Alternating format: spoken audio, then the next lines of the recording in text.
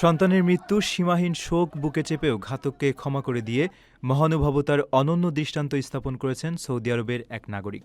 ফাঁসি কার্যকরের মাত্র ১৫ ঘণ্টা আগে নিহতের বাবা শেখ ইয়াহিয়া বিন কান্স আল বুশরি কোনো ধরনের আর্থিক ক্ষতিপূরণ ছাড়াই সম্পূর্ণ নিঃশর্তভাবে এই ক্ষমার ঘোষণা দেন।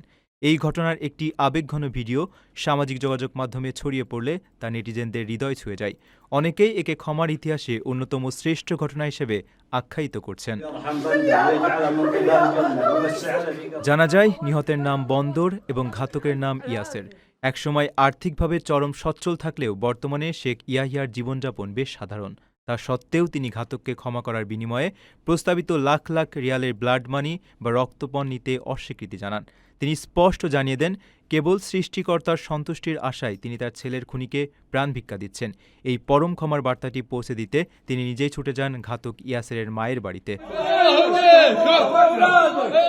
সেখানে এক হৃদয় বিদারক দৃশ্যের অবতারণা হয়।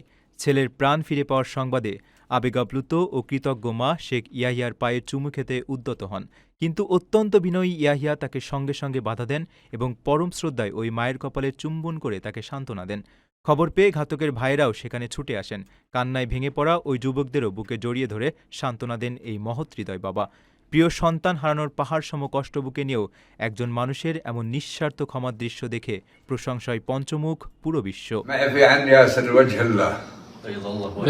প্রবাসীর সিটিতে চলছে বহুল আলোচিত ফ্রি ফ্ল্যাট অফার, অর্থাৎ আপনি যে টাকা দিয়ে এখন ফ্ল্যাট কিনবেন ৫ বছর পর সেই সম্পূর্ণ টাকা ফেরত পাবেন, আর সেই সাথে পাচ্ছেন একটি ফ্ল্যাট একদম ফ্রি। অফারটি সীমিত সময়ের জন্য, তাই দ্রুত যোগাযোগ করুন স্ক্রিনে দেওয়া নাম্বারে।